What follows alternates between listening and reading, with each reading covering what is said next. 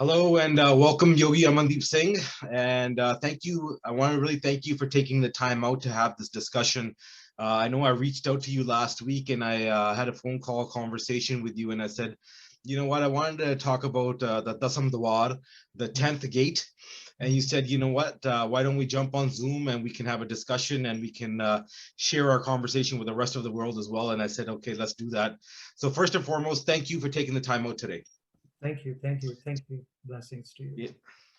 Okay, awesome. So, that was a question, really. I mean, I wanted to hear from you, and I really wanted to kind of go in and have a discussion deeply into the Dasam Duar and the 10th gate. So, I mean, I can't really ask a deeper question than that. I mean, I'm going to let you just kind of flow and kind of get into that if you don't mind, right? So, what is, first of all, if somebody were to ask, what is the 10th gate? And then after how do you approach or open the 10th gate or enter that dimension or whatever it is? So we'll start from there. Yes, it's a beautiful question, and it's a question on our being, who we are in our higher form. The existence is divided into many dimensions, and Guru Okay. Nanak says patala patal, lak agasa agas.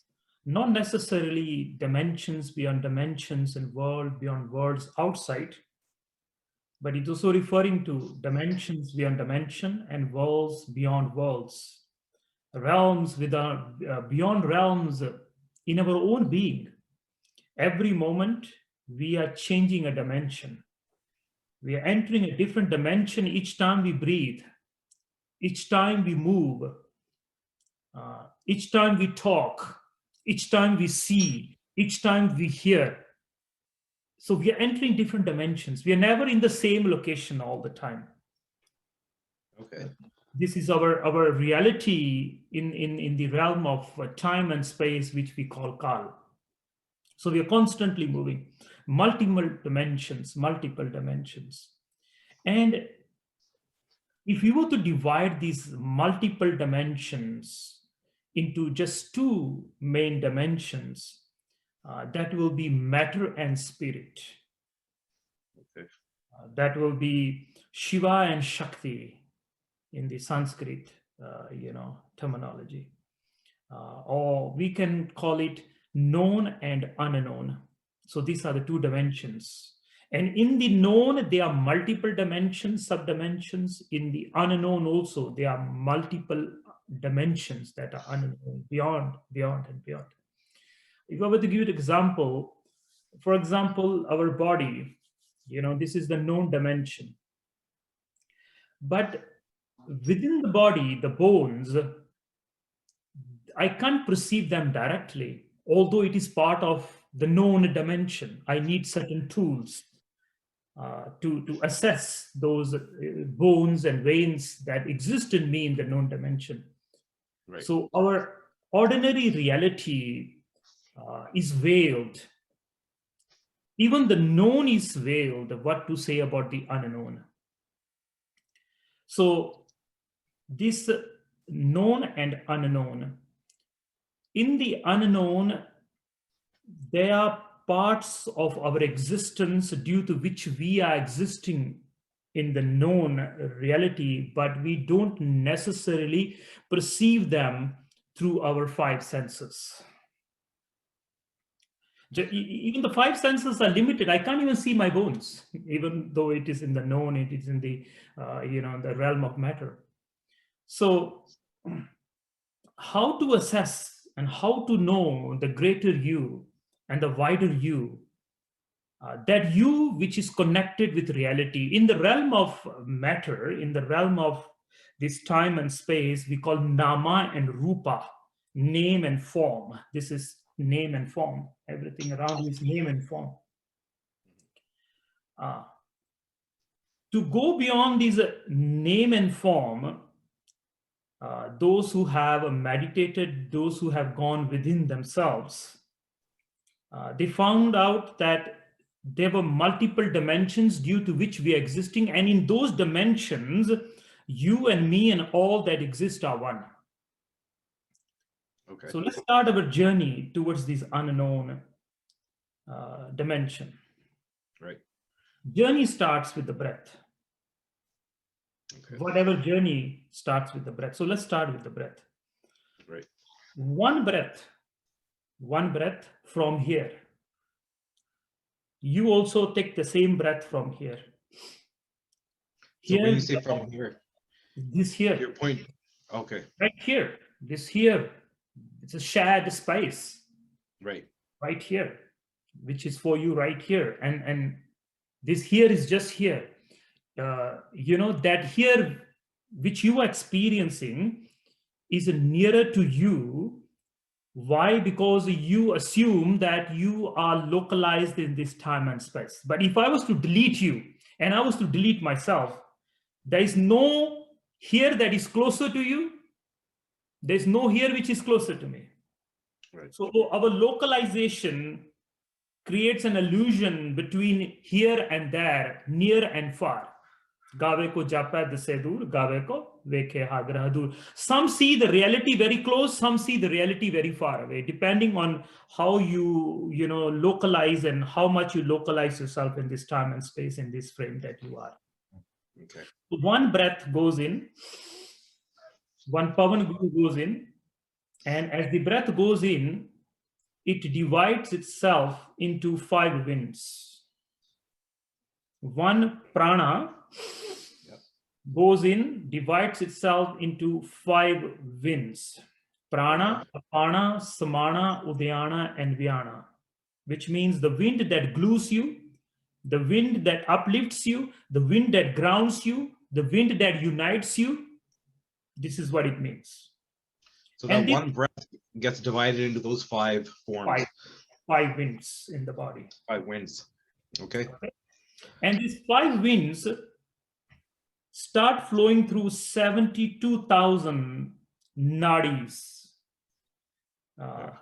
which are energetic pathways in the body. Wow. The book says, Batua ek bahatra adari. Within the frame of the body, there are 72,000 energetic pathways through which one prana that went in divided itself into 5. One became many. Ek to anek bhai. From one prana, at the level of prana here, you and me are one. This is a koankar. Right. Only when it goes in, my mind kidnaps it. Okay. And then imprints its samskaras, its stories onto it, and that wind becomes me, and that wind becomes you. One became 2. And like that, multiple dimensions are taking birth right from here. Right here. So that's the starting point. Yes, this is what it is, right? And this one wind goes in, divides itself into 5, and travels through the 72,000 nadis, which is the web of life, through which mind, through which your emotions, your sensations, all are taking birth. You are nothing but the movement of the breath. That's what you are. Okay. Now, from this 72,000 nadis, 10 are the main nadis. Okay.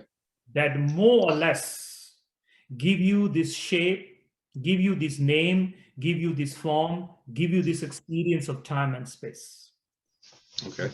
9 of these nadis have an opening in the known world. Only one of these nadi has an opening in the unknown world. Okay. So let's talk about the 9 nadis first, because the nadi that has an opening in the unknown realm is the Dasum Duar. We will discuss that later. Let's discuss that, which gives birth, that 10 nadis, which is an opening and which receives the outer world and which gives birth to the outer world, which receives and gives. So these 9 doors, they are called 9 doors. So that one breath becomes 5 winds. The 5 winds, one of those winds goes into the 72,000 pathways, which are the 72,000 nadis. All the 5 winds. All the 5 winds starts traveling, and you are born. So all 5 of those go divide between those 72,000. Out of those 72,000, 10 become the main. The 10th one is the unknown, which we're going to talk about, the Dasam Duar, and the 9 are the ones that you're going to talk about, the known ones. Perfect. Okay. So where are these 9 nadis through which we receive and perceive the world, which gives birth to the world and which swallows the world? Okay. So Ida, the left nostril, this is where it ends. 1. Other one is here, Pingala. 2. Ida and Pingala at the right nostril and the left nostril. Okay. The tip of the tongue. Okay. So you have the left nostril, Ida, and you have the Pingala. Okay. Yeah. And then you have the tongue, the mouth, you can say, that is called the Saraswati Nadi. Okay. Okay.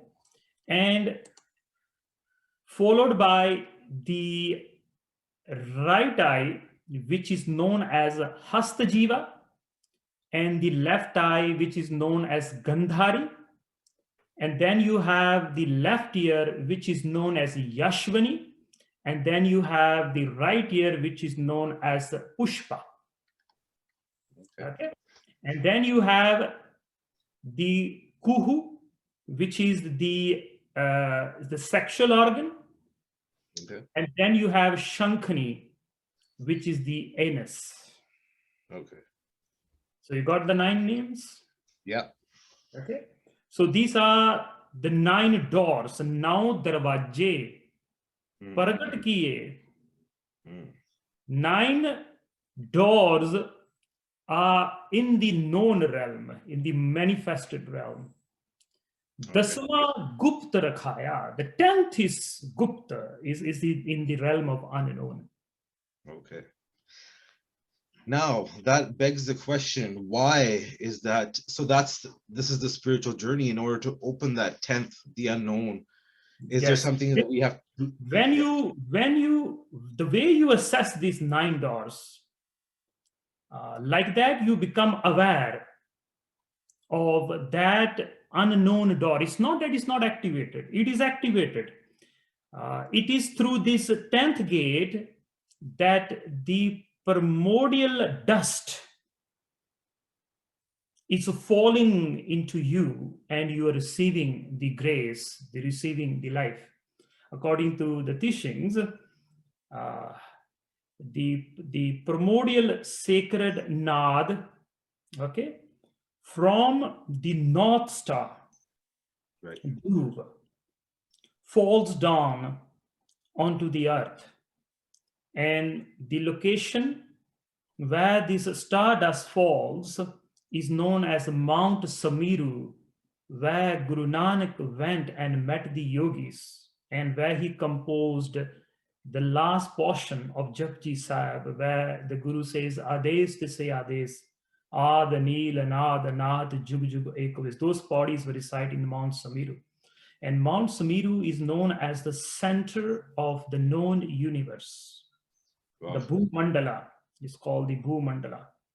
In the center of the known mandala, the known universe, it is in the center. And that Samiru mountain corresponds to the spine. Wow. And in the spine now is that 10th nerve, or the 10th nadi, the energetic pathway, right in the center of the spine. It starts from the perineum and it ends in the tip of your head, in the center of your head. You know, when a child is born, there's this circle there. Exactly that location, the 10th gate is manifesting and receiving the primordial stardust, which is the source of our life, our connections with all. Now, this exact location where this location is, that is known as Brahmarandra. Brahmarandra, which means that which connects you with the non-local reality. This is the localized reality. Yeah. Localized. Okay.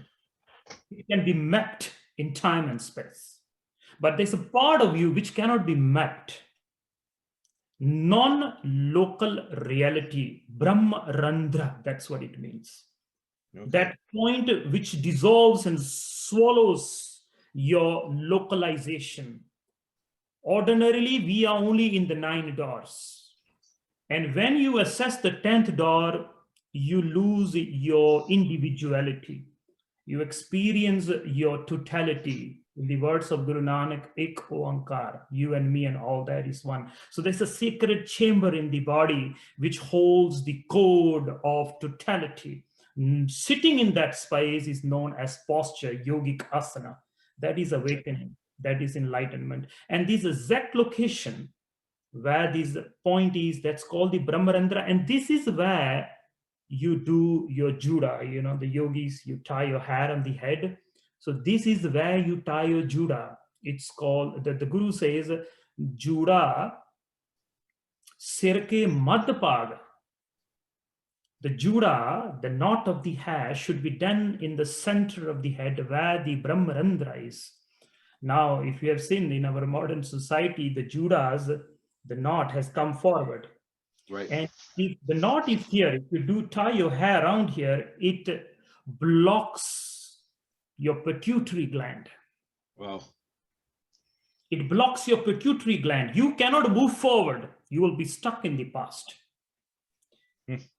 The juda, where the juda is done, sometime back, there was this trend in India also, where, they will do 2 judas and they will tie a turban that will look this, this way. I don't know if you're aware, sometime back, about 10, 15 years ago, there was this trend.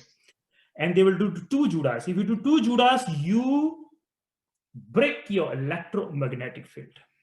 Okay. Your electromagnetic field if you do 2 judas.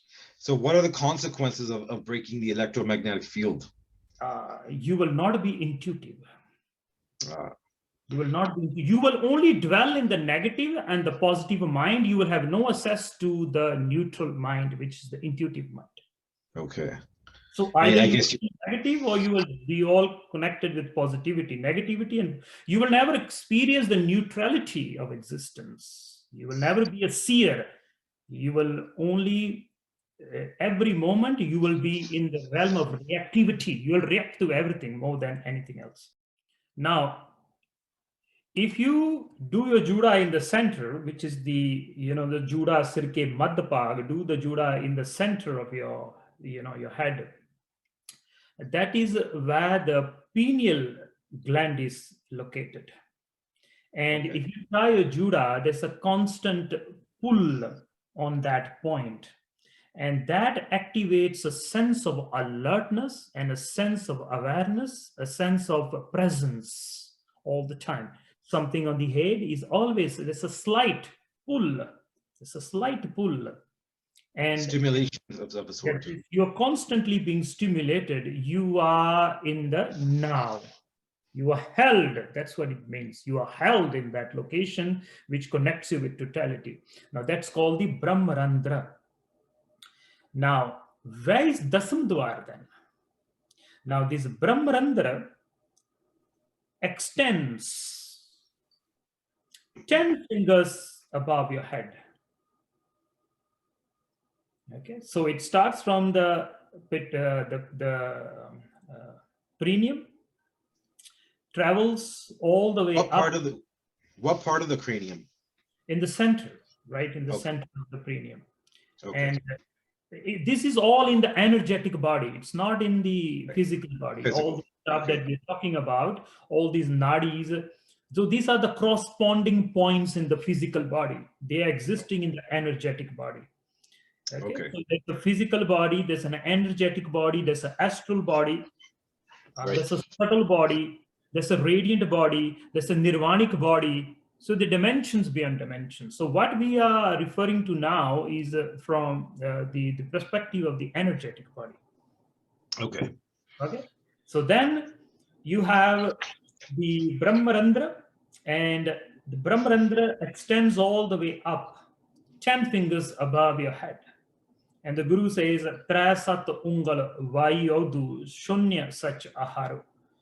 There's a sutra on that. Tra sat, 3 and 7, 10 fingers above your head. That is where existence and you are in unity. Where these 10 fingers are, that's where the Dasam Duar is. Okay. So Dasam Duar is not in the physical realm, it is in the energetic realm. It is the highest point in your field. So if your aura is strong, then it's 10 fingers away from you. If your aura shrinks, the Dasam Dwar becomes lower. The maximum it can go is 10 fingers. And that's why if you see the Nihangs in India, they wear these huge damalas. And the reason for that was initially in the beginning of the time when this whole tradition started was anyone whose Dasam Dwar was active or activated to such an extent, that they have to cover this whole location. And not only that, they have to have a farla.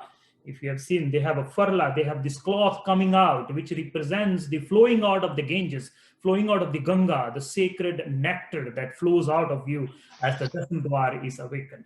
So not every Nihang wears a farla. Only whose Dasam Dwar is in totally activated, they will wear the farla. This was the science. Although much of this association is gone today, people are just wearing it for the sake of wearing it.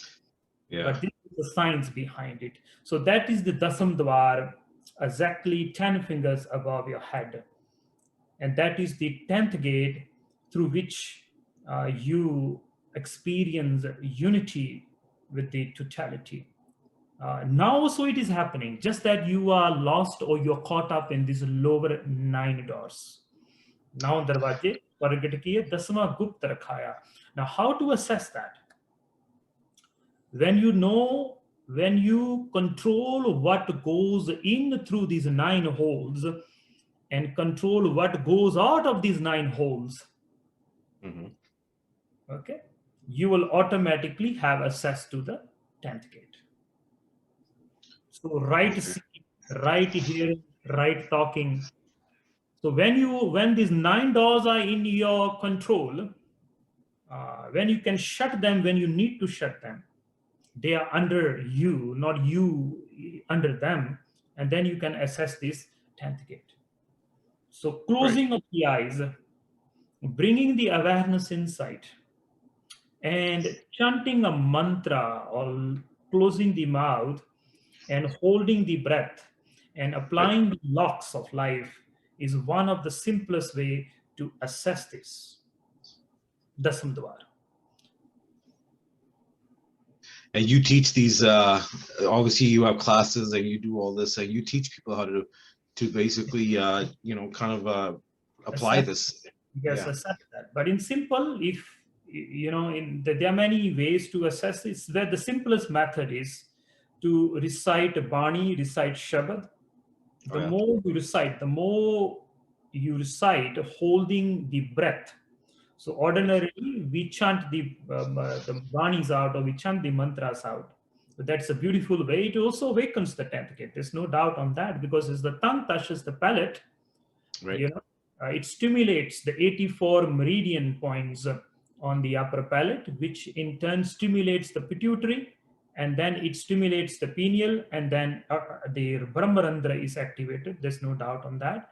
But to go even further, to go faster, what you do is you inhale and you hold your breath. You close your eyes.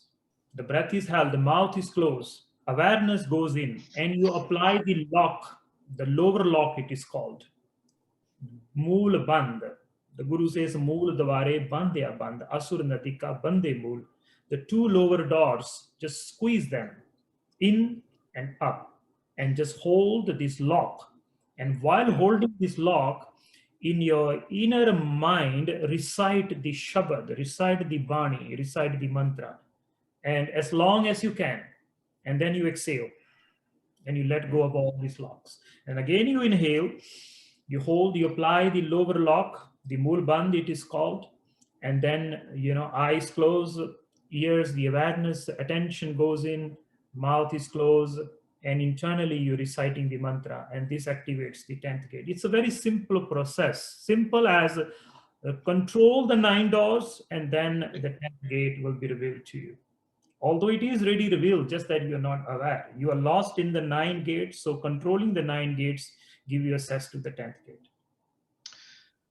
So this is very interesting, because this is wisdom that's that is basically taught from yogis, yogic tradition, which is and this is no doubt effective. I'm interested to know in the Guru Granth Sahib, Sri Guru Granth Sahib, what do they say further in terms of unlocking? Do they go into? Does it go? Does the Guru speak on that?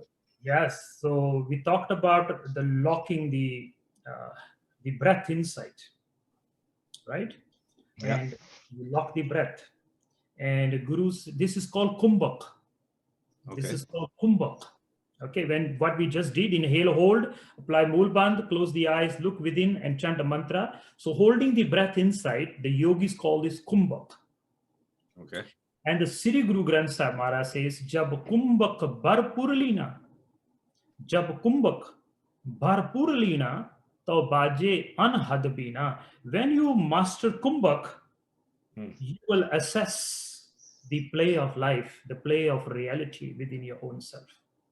And as far as Mool Bandh is concerned, the Guru says, Asur Nadika Bande Mool, Mool Dware Bandeya Band. That's the sutra for that. And as far as the breath, inhaling and holding is concerned, the Guru says, Jog Jugat Kat Sed Kar Pavana Theraye. Pavana Theraye. Pavana, breath, Theraye. Hold. Right. Hold. The Guru says, Theraye. Pavana Theraye. Tab Khat Chakra Saje Kure. Then the chakras will open up. Tab Khat Chakra Saje Kure. Activate. Right. Gagana Karsha, you will assess the Gagana, which is the Brahmarandra, which is the Akash. There's a Gata Akash, there's a Chita Akash, and there's a Maha Akash. So these are the 3 spaces. Gata Akash is the space within the body. Chita Akash is the space within the mind. And Mahakash is that universal space which you and me share. It is called Gagana Mandala. It is called Gagana Mandala. Gagana Mandala. And Guru says, Gagana Karshai, you will enter the Gagana, the Gagan, the Mahakasha, and you will experience the unity of being. So all these, Guru Granth Sahib is it's the Guru for the whole humanity. The yogic wisdom is inside. Whatever wisdom you want to search depends on you. If a yogi comes and searches the Guru, he will find yoga, and if a bhogi comes, bhog, then he can even search bhog from the say Guru Granth. So all depends on you. So what really kind of to break it down in a simpler method, like it really comes down to conscious awareness and control over these 9 what we call energetic doors, right? In order to really stimulate and get the 10th gate or the 10th Dasum Duar. It's really, like you said, it's always there. It's just about us being aware and to kind of tap into that, right? Is that something and then doing what you said in terms of with that breath exercise, and then the reciting the shabads, because it's tapping on the meridians and it's helping activate everything. So it's there. It's not like something it's not there. It's just a matter of how we're going to tap into it, right? Yes, it's just awareness. Now you are aware of what comes in and out of your eyes. You are aware of what you are hearing. You are aware what you. So similar to these, just locking Moond liye darwaje. Guru says Moond liye darwaje. Close all the doors. Right. Close all the doors, and that's what we did. We closed all the doors. Moond liye darwaje, to bajiele anhad baje, and then you will experience the anhad nad, which is the cosmic frequency. So one of the main reasons why I got interested in wanting to learn more about the Dasam Duar, the 10th gate, was because I think I read somewhere, or I don't know if we had a conversation, or it was somewhere, I can't pinpoint exactly where this conversation was, but it was something about at the moment of death, if you want to get out of the cycle of life and death, of rebirth and birth, right? Your soul can leave through the 10th gate. Yeah. And and you can get out of that cycle of basically. So I don't know if that's correct or not, or if I maybe misunderstood, but Yeah. well, can you go into that? Like, is that something that is, Yeah, we had this question sometime back, I remember. So okay? what happens is that there are 7 seats of consciousness, 7 seats of awareness in you. So these are the 7 seats. Some traditions divide them into 7. Some traditions divide them into 8. There's some traditions divide them into 21. In the Sri Guru Granth, it is divided into 6. She Kar, She Guru, She Upades, Khat Name Kar Kothdi Badi. There are 6 pillars that sustain you in the realm of time and space. So you have the first seat of consciousness or awareness or the mind, which is the Muladhara chakra. And then you have the second, Swadhisthana chakra. And then you have the Manipura. And then you have the Anhata. And then you have the Shuddha. And then you have the Agya. And all, as I mentioned, there are more divisions, but these are the main. Now, if you are always concerned about worldly pleasures, survival, survival, pleasure, power, then your awareness or your consciousness, your mind is still in the first 3 chakras. The first chakra is survival, second chakra is pleasure, and the third chakra is power. So if your whole life is based around these 3, then you are in the 3 lower chakras. And at the time of death, if your awareness or your consciousness is only dwelling in this location, at the time of death, your consciousness or your awareness can only leave through the door which is the closest to it, and which is the lower 2 doors, the sexual organ and the anus. So if your consciousness is there, your awareness will leave the physical body through that doors. And they say if you live through those doors, then you reincarnate into lower life form. And then if you have raised your awareness, raised your consciousness, raised your mind, and you have brought it up to the heart, to your throat, to your awareness, your intuition, your third eye, then at the time of death, life will either leave through the mouth or through the nose or through the ears. And if life leaves through these doors, then you come back as a human being. And then if life lives through the eyes, then you reincarnate into higher realms, the higher dimensions. Now, if your essence or your consciousness have been elevated to such an extent and that you have now assessed the Dasum Duar, because that's where you are at the time of death. And if your awareness is there in the 10th gate, then at the time of death, your awareness, your life will live through the Brahmarandra, live through the 10th gate. And those whose awareness life lives through the 10th gate, they become mukta, they attained nirvana. So they become one with God. Jyoti Jyot Mili Sampurna Thiya Ram. So where your life lives, accordingly you can tell if that person is going to be reincarnated in the lower life forms or higher, or come back as a human, or is he or she in the realm of nirvana or mukta. So this is interesting, because an example of that would be, so when somebody passes, we see sometimes some human beings, they will urinate, or they will defecate, or they will have something from the nose leak, or from their eye leak, and exactly. Those are the signs. So those are the signs.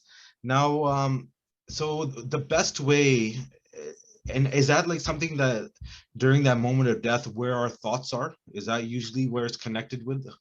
Yeah, Or if it's you just have how we've been trained, practicing our life, yeah, how we've been living out our life? if you have trained yourself to be in the higher realms, then Yeah, life will live from there. But if you were constantly engaged into the qualities of the lower chakras, right, and you cannot come out of those chakras at the time of death. And Guru says, "Abana pajas kabapai, ave ant na bhajya jai." right, If you don't meditate now, or you don't uplift yourself now, when will you uplift yourself? At the time of death, wherever you are, from there the life will leave you.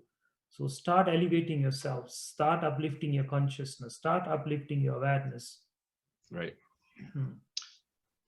In this time of especially these days, where we're being propagated, and with the media overload and a lot of fear being thrown at us, so that really is, where most of the world right now, it's sad to say, but they're living in a lower state.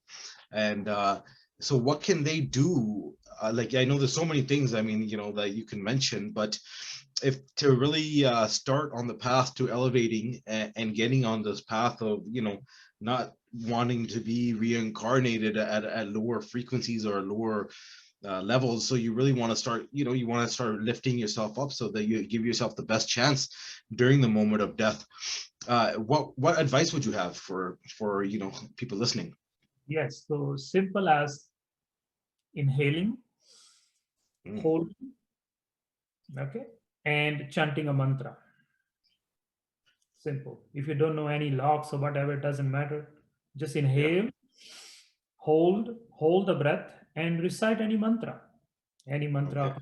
So this is the best way to open up the receptivity, open up intuition, open up. When you hold breath, right, you are holding life, right, and when you hold life, you become alive. You become conscious, you become intuitive, you become receptive. You know what is right and what is wrong. Only if you are half asleep, uh, then only you will not know what is right and what is wrong for you. But if you're fully alive, you're fully engaged in the here and now, there's nothing that you will not be aware of, and you can direct your life accordingly. awesome, man. So if anybody, whoever's listening, I'll be honest, you have no excuse, zero excuse, because it's not something that's complex or complicated. It starts as easy as you said, with your breath, and as simple as the mantra. And the mantra, if you're confused or what mantra, if you're a Punjabi, if you can, it's as easy as the moon mantra. It's as easy as maybe Waheguru mantra, right? And then you can go into your own, whatever you resonate with. So there is no excuse at the end of the day to start getting on this path of really elevating yourself. You're not doing this for anybody else. You came alone, you're going to leave alone. And it's really for you alone. At the end of the day, it's for your own. And this is awesome. This is really something that I think we're really going to share here, and try to get it into as many people's whatever their hands, or getting them viewing this, because it's nothing that's complicated. If I can if I can understand this and I can ask questions, I'm pretty sure anybody can. At the end of the day, it's really about wanting to better yourself. And and there's so many forms. You can't just be stuck in this earth form and material stuff. That's all coming to you, it's all there. But at the end of the day, we know that we're going to die, we're going to leave. And are you prepared?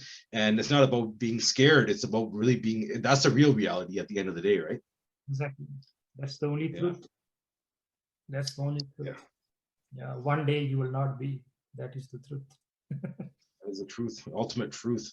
Is there anything else you would like to add, or is that a wrap?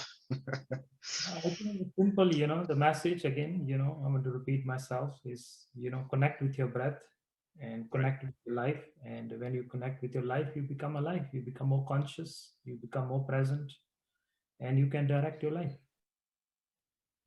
Perfect. Once again, I want to thank you for taking the time out and sharing this message. And you have a great day, and God bless. Thank you. Satnam. Satnam. Yes.